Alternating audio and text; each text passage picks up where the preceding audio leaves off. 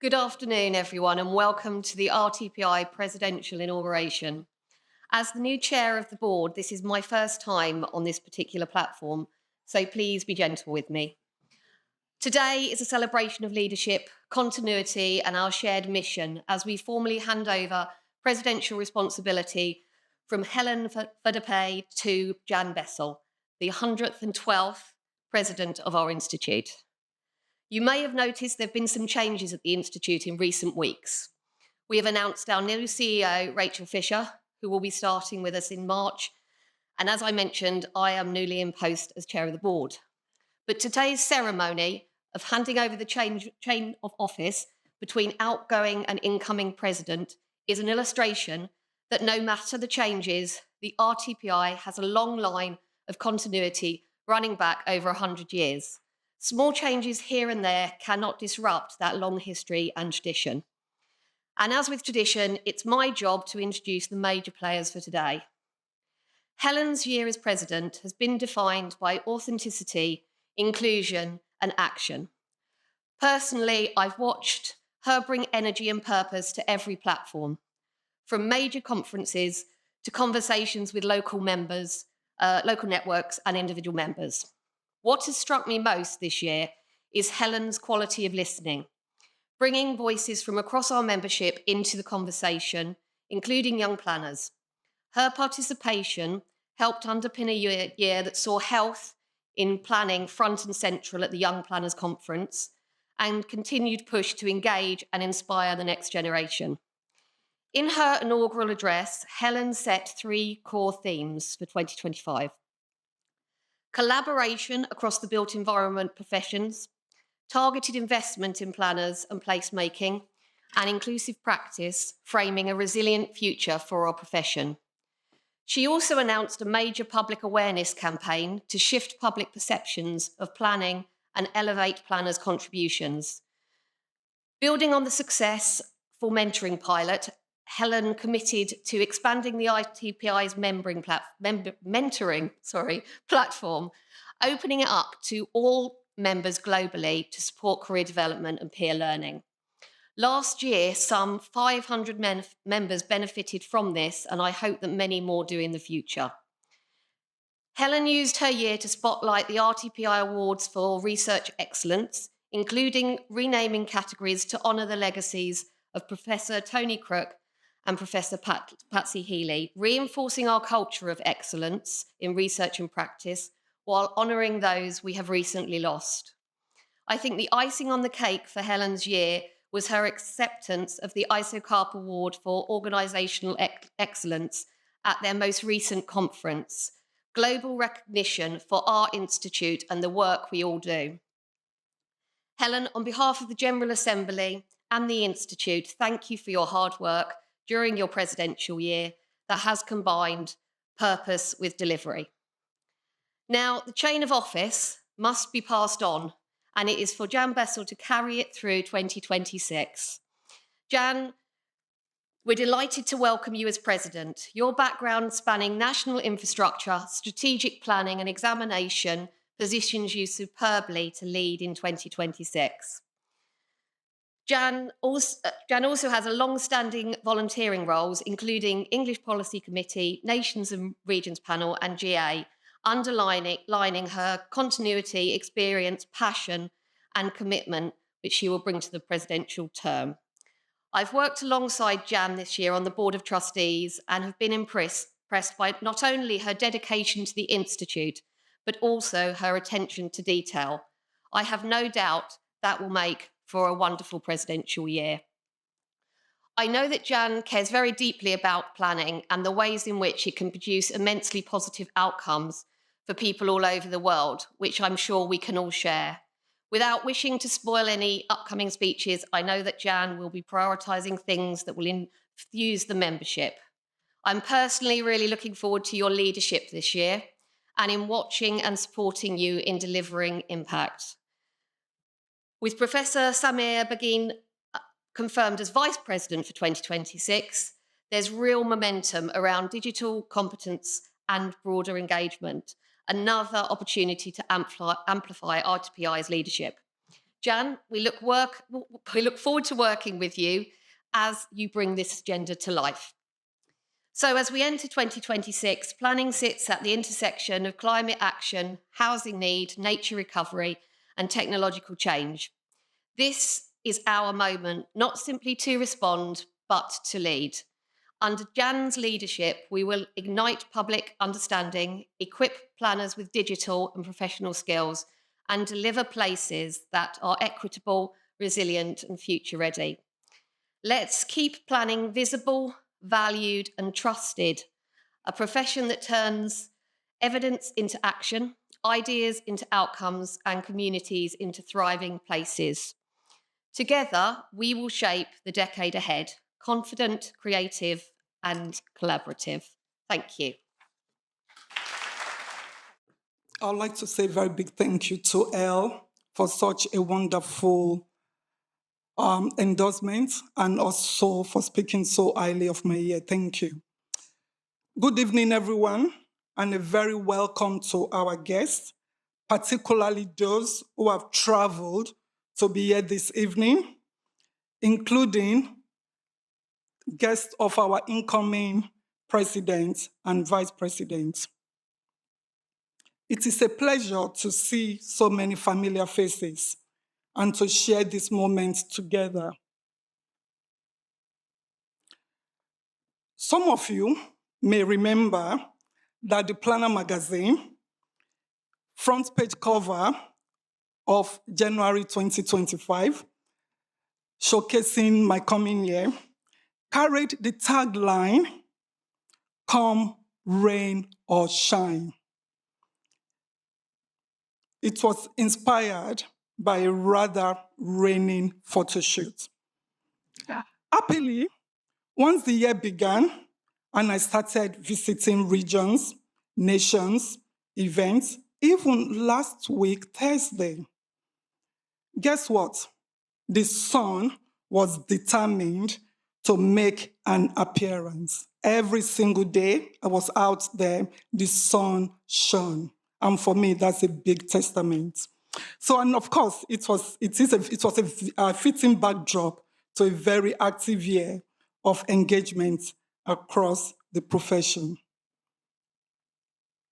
It has been an honor and a privilege to serve as the 111th president of the Royal Town Planning Institute. As anticipated, it has been a full and demanding year. And I'm very grateful to members for placing their trust in me, and to the RTPI staff and volunteers for their professionalism, commitment, and support throughout my presidency. Before I turn to my valedictory reflections, I want to begin by presenting the President's Special Award, which recognizes outstanding contribution to raising the profile of the planning profession.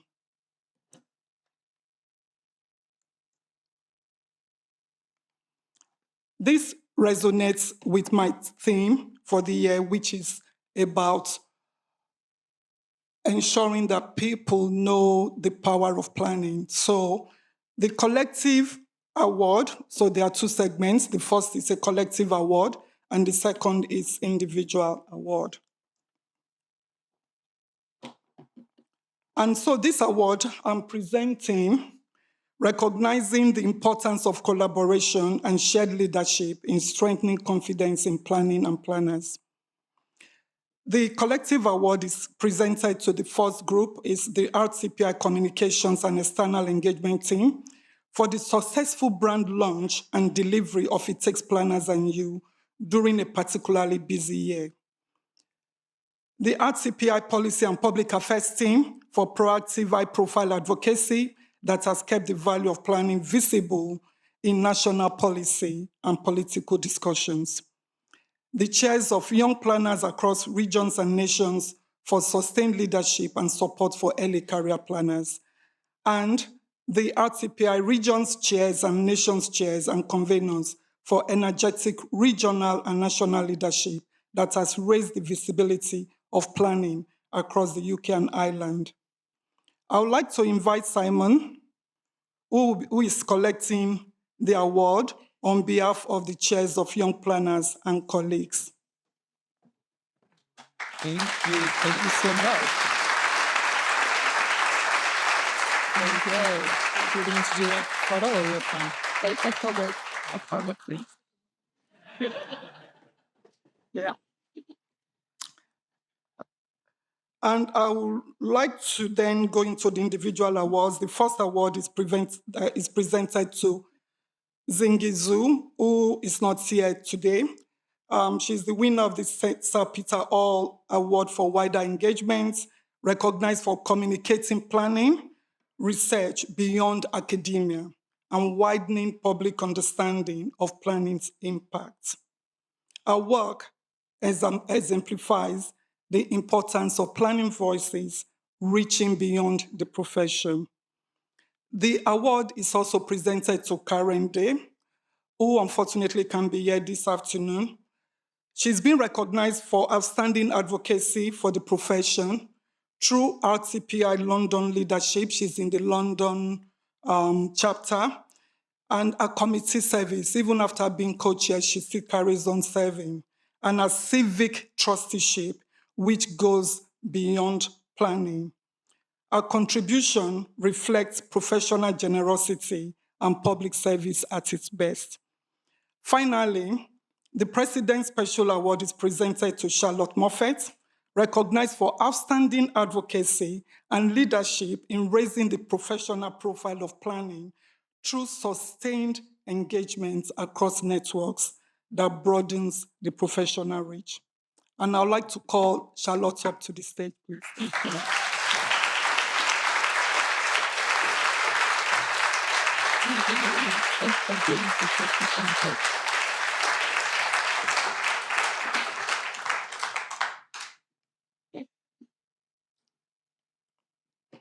These awards reflect many of the themes that have helped shape my presidency: collaboration, visibility, and confidence in the value of planning. I would now like to offer a brief overview of the year and progress made. When I stood for election, I set out a clear manifesto built around collaboration, investment, and inclusivity, rooted in my belief that a resilient planning profession must be confident in its value, properly supported, and representative of the communities it serves. I'm proud of the progress made during my presidency. A key priority throughout the year has been recognizing and celebrating excellence in planning. I've had the privilege of attending national and regional awards that showcase the breadth and quality of planning practice across the UK and Ireland. These moments of recognition matter. They reinforce professional confidence and demonstrate planning's contribution to successful places and communities. This also extended internationally. In Riyadh, I was honored to collect a prestigious award on behalf of the RTPI at the 61st ISOCAP World Planning Congress, recognizing the Institute's standing within the global planning community. Engagement across the region and nations has been a highlight of my presidency. I was warmly welcomed across the UK and Ireland and valued the opportunity to see firsthand the diverse context in which planners work. These visits included local authorities, consultancies, planning forums, project sites, volunteer networks, and national events such as UK REEF. What was consistent throughout was the professionalism, resilience, and dedication of planners working in increasingly complex and pressurized environments. And of course, that's just a flavor of some of the fun things I did when I was out and about. Alongside formal engagements, there were opportunities to connect with planners in more informal settings, as I've shown. And of course, they helped strengthen relationships and reinforce the importance of visibility. Planning is at its heart a people-focused profession, rooted in place, and those connections matter.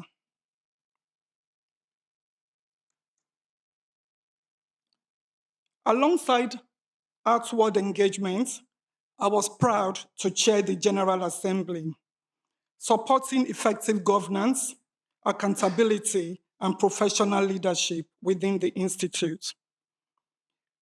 The year also included strengthening international professional relationships, including welcoming colleagues from the American Planning Association to the General Assembly, and participating in the Global Planners Network, which I also chaired. This year, we also welcomed Japan and I think it's North Korea, I can't remember exactly, it's not in my notes. I'm looking at Elizabeth, I should have asked before this, into the Global Planners Network, but definitely we did welcome Japan, but they couldn't be in Canada to join the Global Planners Network away day. Of course, I can't do my valedictory without mentioning the campaign. It was a defining focus of my year, and it was to address, or it is to address negative perceptions of planning. We launched It Takes Planners and You to mark the World Town Planning Day. And it was a key milestone. It's the first time the Institute would project a message on a significant building. And we took it out of London and we went to Newcastle to do that.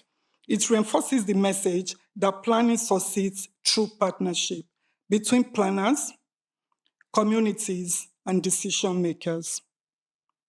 And that the profession's contribution to everyday life must be better understood and valued.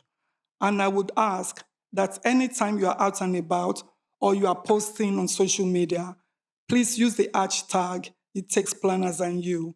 And of course, we've also had the images being projected on building sites where planning firms, construction firms have allowed us to put imaging and messages to promote planning.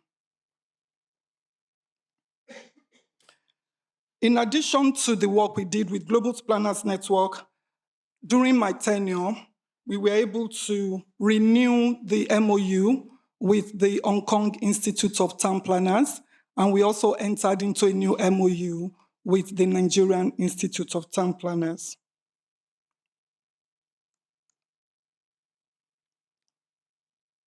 Investments in planners and in the future of the profession has been a central theme of my presidency. Building on the work of my predecessor, I strengthened engagement with universities and early career planners.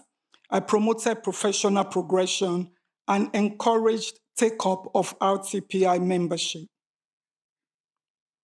I am pleased that 2025 saw a significant increase in the number of planners becoming chartered, reflecting growing confidence in the profession and in the value of RTPI membership. At a national level, the 48 million commitment, 48 million pounds commitments in the autumn budget to boost planning capacity and skills represented an important recognition that sustained investment in planners is essential to delivery, resilience, and long-term outcomes. Inclusivity has underpinned my leadership throughout the year, not only in terms of representation, but in how members engage with and participate in the Institute. As part of my election manifesto, I committed to strengthening democratic participation within the RTPI. I therefore brought forward proposals to broaden eligibility to vote in presidential elections, and I'm pleased that the board agreed that recommendation, and it will now be developed and taken forward for consideration by members and the Privy Council. I also propose that members be permitted to host non-members in the members' lounge of the Institute's office in London to reflect modern professional practice and networks. And again, the board voted to trial that for a 6-month period. So which means members can now invite a non-member to the building. So I'd like to say a very big thank you to the Board of Trustees for supporting that item. Together, these changes represent practical steps towards a more accessible, inclusive, and confident professional institution.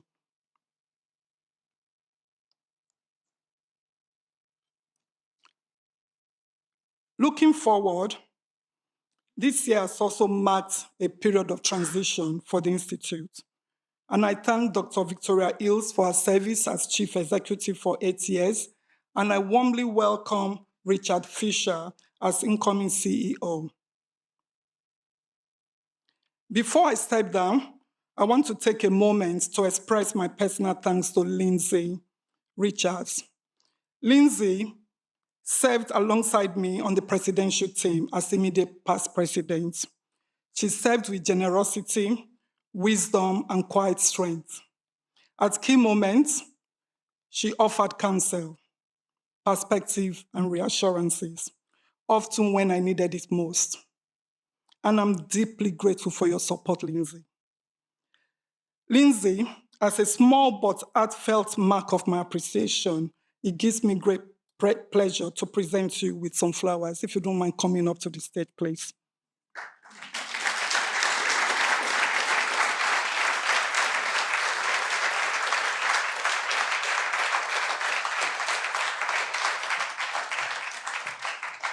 So I would like to say that I'm presenting these flowers to you. Where's my place? I'm presenting these flowers to you to thank you publicly for your service. I've said many thank you, but publicly for your service to the Institute, because she's stepping down from the presidential team this afternoon, and straight when I hand over, for your leadership, and of course, your friendship. So thank you very much. I really appreciate you. Thank you. Thank you very much. Thank you.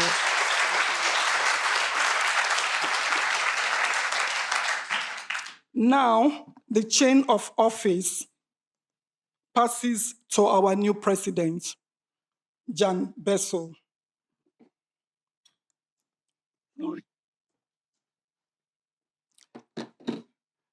Now, the chain of office passes to our new president, Jan Bessel, and I wish her every success for the year ahead. I also welcome Professor Same Bagin as vice president. I have every confidence that they will continue to champion the profession with clarity, energy, and purpose. It has been a privilege to serve as your president. I remain committed to advocating for planning and planners and to supporting a profession that is collaborative, inclusive, and confident in its values. Thank you.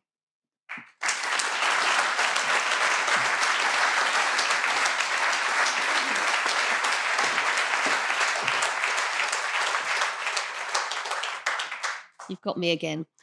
I've just been told that some people can't see me behind this, so I'll try like this. I've just been asked to orchestrate the handing over of the baton, and the governance team are here to do that.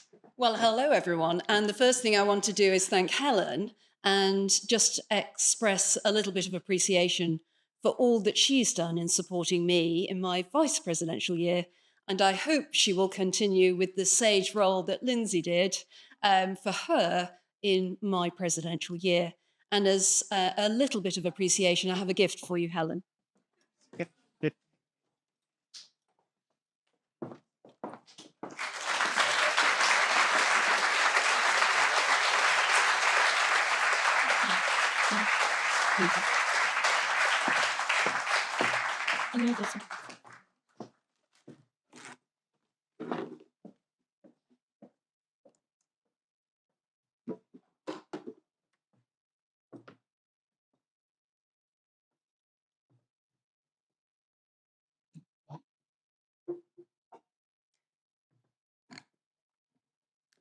First of all, Helen, congratulations. What a tremendous year.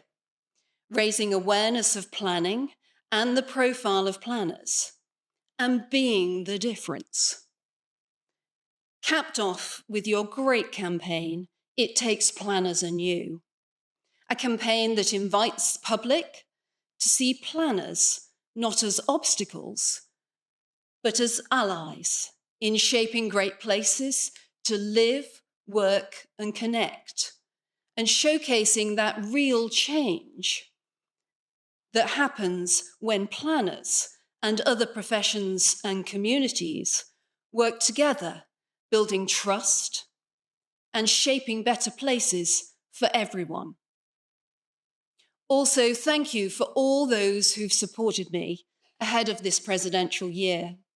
In particular, my sponsors, Sue Mans, Rob Krasowski, Nikki Linehan, Olafia Tao, Dominic Crowley, Hannah Hickman, and of course, Pinson Masons. I couldn't have done this without their continuing support. During my year as Vice President, I've had a wonderful welcome and a great collaboration from the presidential team, Lindsay Richards, and of course, Helen. This has allowed me to learn and be supported in my preparation for this upcoming year, although I'm not sure any preparation will necessarily prepare me for the full year, but one can hope. I hope to provide the same welcome, support, and insight for Samir, who is a great addition to the team as incoming Vice President, and I look forward to working with you and Helen throughout the year. This collaboration, support, and learning is what I hope will give me the ability to focus and deliver on my presidential year throughout 2026. And what a time to be president. As I'm sure you will agree, one way and another, planning is having a moment. Therefore, as I start on my presidential year, I believe there's an opportunity for this year to be transformative for the profession. Planning is often described as a process, a set of rules, a system to navigate. And it can be those things. And it is important to understand the framework and context within which we plan. But for me, planning is far more than that. It is an endeavour to answer one profound question. How do we want to live and thrive while taking care of our environment and society in an equitable, accessible, and productive way? Planning is iterative and deeply connected to our environment. It shapes how we live collectively and thrive. As journalist, author, and activist Jane Jacobs is quoted in The Death and Life of a Great American City, cities are an immense laboratory of trial and error, failure and success in city building and city design. With Jane Jacobs' main idea being that successful cities thrive on diversity, density, and mixed use, not on large-scale sterile urban planning projects, but vibrant urban life emerges organically from a complex mix of people, buildings, and activities, fostering safety and economic vitality through eyes on the street and human-scale interactions.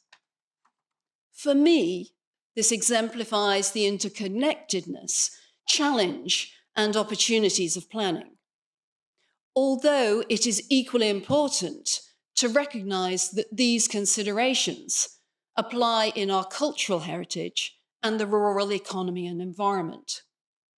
It was Sylvia Law, the first woman RTPI president, who concluded in her inaugural speech, "We should only be satisfied when the people whom we are planning for understand what we are trying to do, and when they enjoy living and working in the environment that has been created or conserved for them, or for which they have helped to create. It is that profound question that sits at the heart of my presidential theme, planning with purpose. Because planning for me is all about the outcomes. Outcomes that endure, outcomes that shape communities, adapt, support, and manage our environment, and outcomes that enable social and economic improvement, vitality, resilience, and mobility. Planning is the glue that binds these ambitions together, that translates and navigates. It is quite literally the DNA of sustainable development. So how did I come to planning? And how did it bring me to this position today?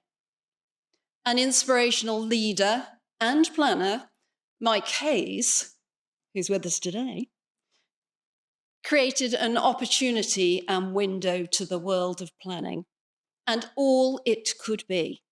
He offered work experience for a teenage student at Liverpool City Council. This formative time in Liverpool led me to study planning at Newcastle University. Or, as my father was heard to quote, often dining out on it, "She's gone to university to design high-rise thatched cottages."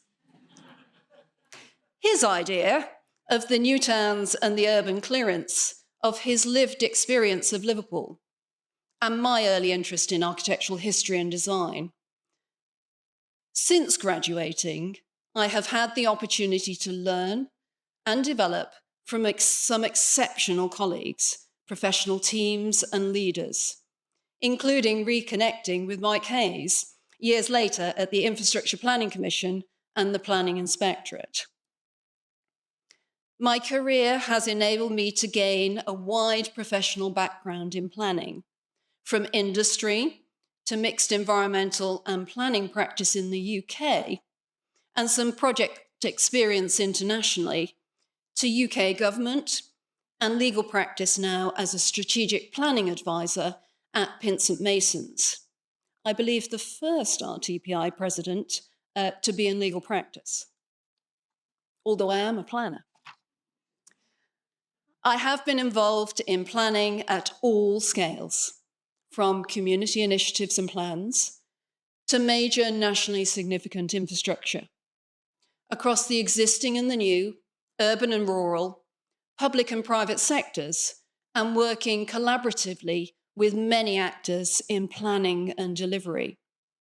Not your typical career journey, or how people might imagine or describe the career of a planner.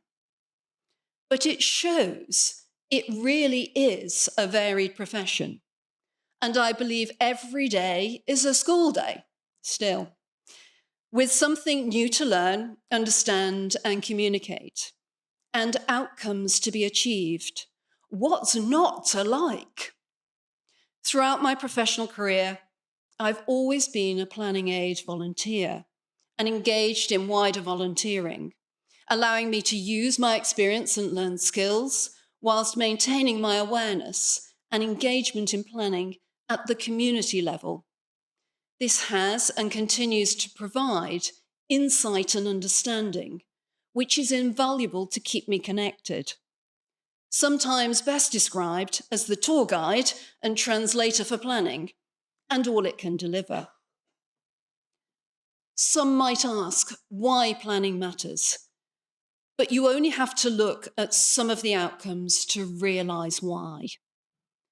Consider the transformation of King's Cross, where we are today. Once an area in decline, now a vibrant hub of culture, commerce, and connectivity. That did not happen by accident. It happened because planners, architects, engineers, landscape and environmental professionals, surveyors, legal advisors, construction industry and communities, and I could go on, many others, worked collaboratively with vision and purpose. This is planning at its best, an enabler, not a blocker, a catalyst for regeneration, resilience, and social cohesion. and in this case, regenerative transformation. Now it is home to many people. It hosts businesses, markets, students, groups of people enjoying a pop-up film, or Wimbledon live screenings on the canal side, and even children excitedly running through fountains on a hot summer's day in the new public space. Or there's Bradford City Centre Regeneration, a model for well-being first placemaking, and at the centre of Bradford Heart Regeneration Masterplan. This was showcased during City of Culture through the opening event, Rise, an open-air spectacular inspired by the people and places of Bradford, creating a true festival vibe in the heart of the city, all enabled through that regeneration and planning. Planning through community initiatives such as Squash Community Investment Company, you should look that one up, committed to effecting creative, participatory, positive social change in a Liverpool neighbourhood by embracing arts and design, regenerative urban agriculture, and community enterprise. Or the Ousburn Community Trust. For those who've seen the Planner magazine, it featured heavily the Ousburn, which was the setting for my photo shoot, and is one of the photos you see today. This trust has worked over the last 20 years in the Ousburn Valley, delivering a dramatic transformation from post-industrial wasteland to Newcastle's foremost cultural and creative quarter, helped in large part by a raft of investment and community-led regeneration within a planning framework. This is delivered through the Ousburn Planning and Development Group, making a positive contribution towards regeneration, its mix of business, residential and leisure uses, characterised by the concept of live, work, play and learn, now hosting 7 Stories, the National Centre for Children's Books, the Cluny Music Venue, and Northern Print, the Centre for Excellence in Printmaking in the northeast of England, just to name a few. It's also great for eating if you're ever there, so do try it. And at scale, nationally significant infrastructure, such as Thames Tideway Tunnel, a project I had the challenge of leading the examination and reporting on, and still one of the largest UK planning infrastructure projects. Consented and delivered on time, on budget, with significant environmental and social benefits, even through COVID. Although challenging in delivery, the outcomes of this infrastructure planning can be seen and measured through the ecosystem of the Thames improving, sewage spills drastically reduced, and water quality significantly increased, with a legacy of employment and training, public space, art, and community events. The Planning and Infrastructure Act 2025 received royal assent at the close of last year. 2026 will see consultation outcomes, the resulting secondary legislation and guidance begin to switch on its provisions. These will bring forward spatial development strategies and streamlined nationally significant infrastructure consenting in particular. These changes, alongside the National Infrastructure and Service Transformation Authority and its infrastructure pipeline, and the critical national infrastructure need, characterise why this is particularly important. We see it with water, decarbonised energy generation, and connection. This means infrastructure is going to come to dominate the national conversation in the coming months. And we've all seen the headlines about water. We've seen about the state of rivers and the needs around the clean energy networks. So what do we understand by infrastructure? As the OECD rather dryly states, but it does encapsulate what it is, infrastructure plays a critical role in the well-being of people and in the development of countries and communities around the world. It enables the flow of goods, people, and information, and provides services such as energy and water that constitute the foundation of our daily lives and economies. As such, infrastructure is essential to addressing the Sustainable Development Goals and climate change. But it is how we communicate and connect with this that will make planning real. It is that connection and appreciation of the benefits and the public value of national infrastructure projects that will help better understanding of its structural role as the skeleton of any economy and environment. However, planning is not just about new development. It's about a regenerative approach. You've heard that word at least 3 times. To our existing built and natural environment, and how we adapt, rebuild, sustain, connect, and integrate communities, health and well-being, natural resources, resilience, and our economies. We need to be much better in delivering within our existing environment and helping people to connect and understand the opportunities and outcomes this can deliver for all. Despite these successes and essential outcomes of positive and informed planning, we do face a stark reality. Only 7% of the population reportedly actively engage in planning.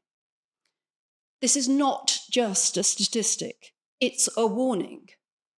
If planning is to deliver for everyone, then everyone must have an informed, proactive voice and part to play. We need to ignite interest, build understanding, and create pathways for informed and collaborative participation across generations, across communities, and across sectors. It is planners and collaborators that need to find ways to communicate and reach that 93% of the population who have not yet actively engaged in planning. So how do we achieve that communication?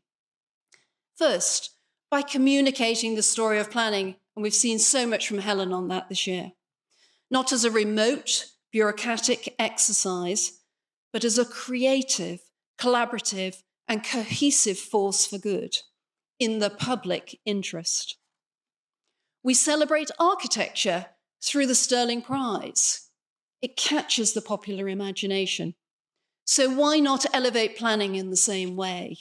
Through leadership, awards, media education, and through realization of the importance and difference planning can and does make. From international engagement, learning and practice to local everyday. We need to use clear stories of the benefits of planning and what it has brought to people's lives and the environment, and bringing understanding that all can be active participants in the process and delivery. The RTPI has made great strides in this through campaigns and developing its education and inspiration programme. But the 27,000 plus members of the Institute and those working in planning and the built and natural environment are the best ambassadors for the profession. We can showcase the extraordinary outcomes that planning delivers and be the difference. Imagine school children learning that planning is about environment and future, shaping places they call home, and working collaboratively across the built and environmental professions.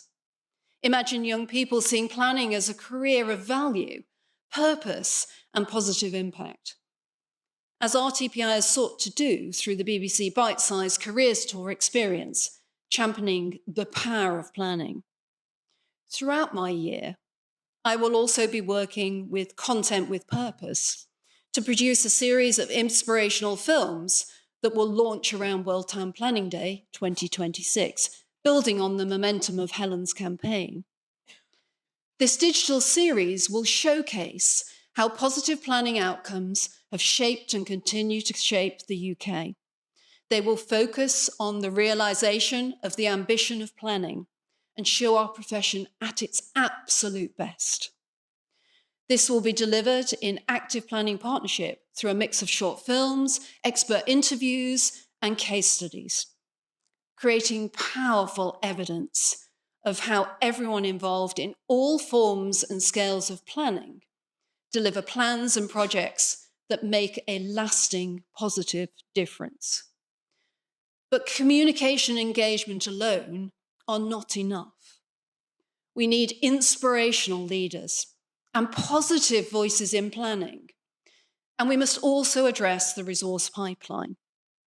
Today, there are hundreds of vacancies across local authorities and other practice areas, and 20% of experienced planners are expected to leave the profession within 3 years.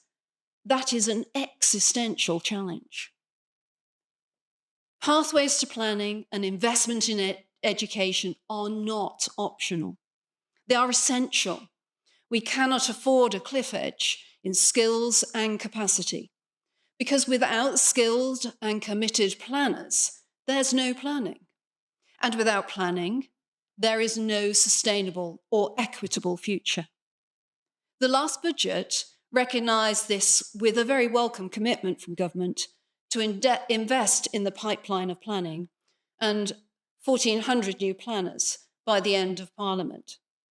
But we must ensure this is delivered and supports efforts to develop skills and people in the profession and bring more people into this extraordinary profession.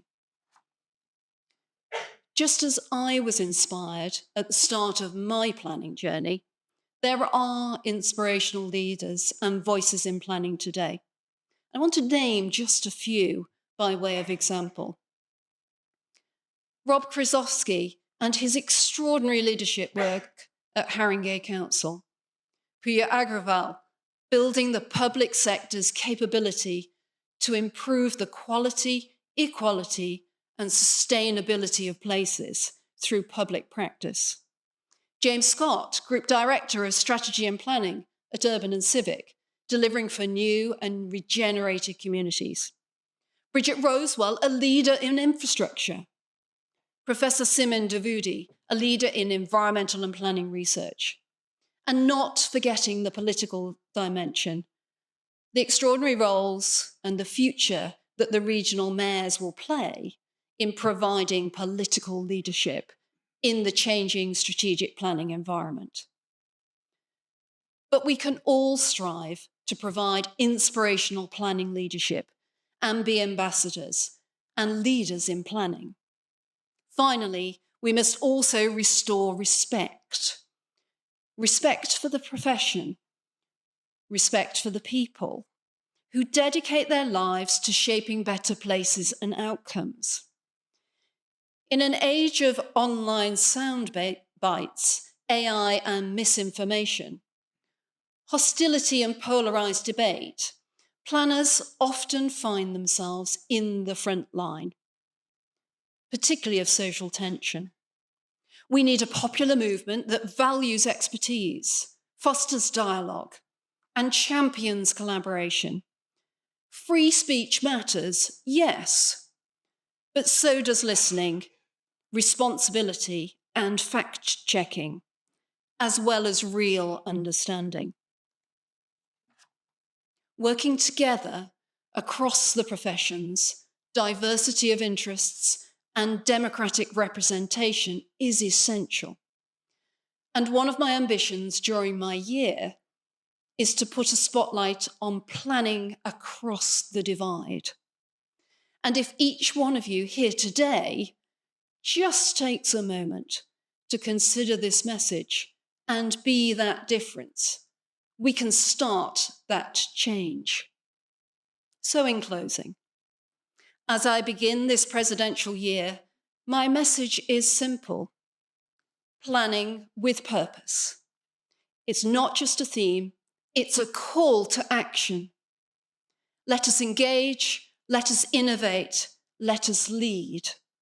Let us show the world that planning is not a barrier, but a collaborative bridge, a bridge to thriving communities, resilient environments, sustainable infrastructure, positive economic outcomes, and a future we can all be proud of.